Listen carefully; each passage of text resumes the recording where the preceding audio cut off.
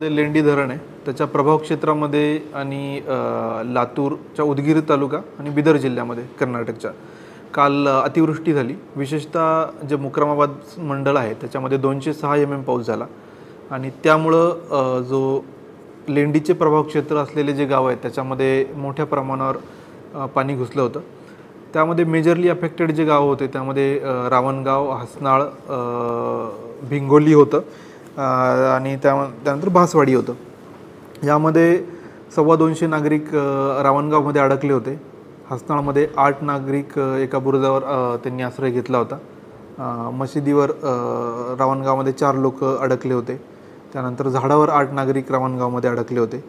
भिंगोलीमध्ये साधारणतः 40 नागरिक होते. असं मोठ्या प्रमाणावर समस्या निर्माण झाल्या होत्या आणि पहाटेपासून मग रेव्हेन्यूची टीम, त्यानंतर SDRFची एक 45 जवानांची तुकडी 6 पासून या सगळ्या बचाव कार्यामध्ये आहे. त्याचसोबत पोलिसांची क्विक रिस्पॉन्स टीम पण त्या ठिकाणी पोहोचली आणि सोबतीला एक बॉम्बे सॅपर्स आर्मीची एक तुकडी आहे, तिला आम्ही पाचारण केलं आहे, ती पण ऑन द वे. तर या सकाळपासून सुरू झालेल्या ऑपरेशनमध्ये आतापर्यंत जे काही क्रिटिकल लोकेशन्सला अडकलेले लोक होते यांना SDRF टीमनी रेस्क्यू केलेलं आहे. आता फक्त रावणगावमधले साधारणतः 80 ते 100 लोक सध्या अजूनही वेढलेले आहेत पाण्याने आणि पुढच्या साधारणतः 1-2 तासामध्ये आम्ही त्यांना रेस्क्यू करू. यामध्ये साधारणतः 5 लोक मिसिंग असल्याची कंप्लेंट आहे, त्यांचाही शोध चालू आहे.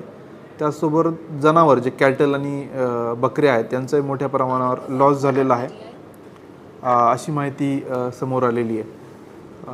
तर हे बचाव कार्य आमचं युद्ध पातळीवर सुरू आहे आणि आम्ही लवकरात लवकर यावर कारवाई करू.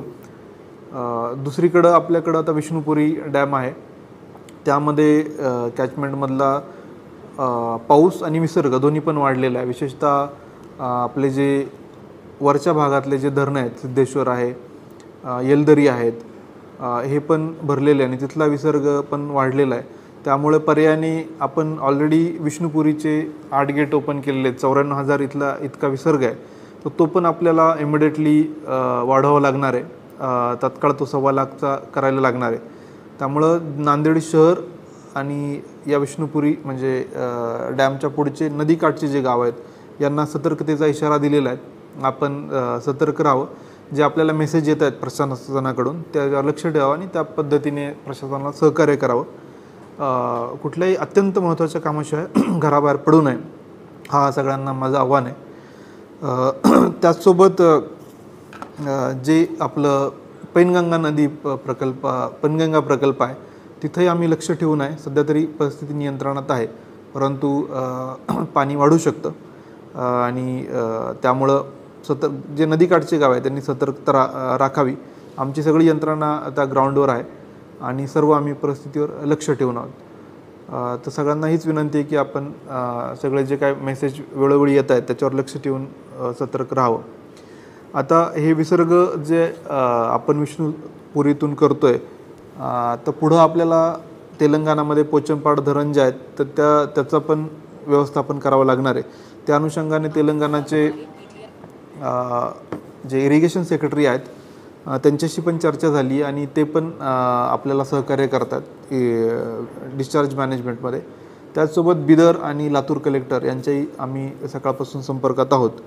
तो तिथला अनकंट्रोल जो डिस्चार्ज येतो आहे तर तो त्याचे काय फ्लो लेवल्स आहेत तर त्यावरून आम्हाला इथलं पुढची काय कारवाई करायची याचे इंडिकेशन मिळतील. तर या पद्धतीने प्रशासन पूर्ण तयार आहे. यासोबतच एक अजून आवाहन मी करू इच्छितो की आता जे काय पुराचं पाणी पाहायला अनेक लोक गर्दी करतात किंवा त्यामध्ये अतिउत्साहामध्ये सेल्फी काढतात. सहस्रकुंडमध्ये पण फार मोठ्या प्रमाणावर लोकांची गर्दी होती. तर माझी विनंती की आपण कुठलाही धोका न पत्करता अशा पुराच्या ठिकाणी जाऊ नये. अतिउत्साहाने सेल्फी वगैरे काढणे प्रकार आपण कृपया करू नयेत असं मी सगळ्यांना आवाहन करतो.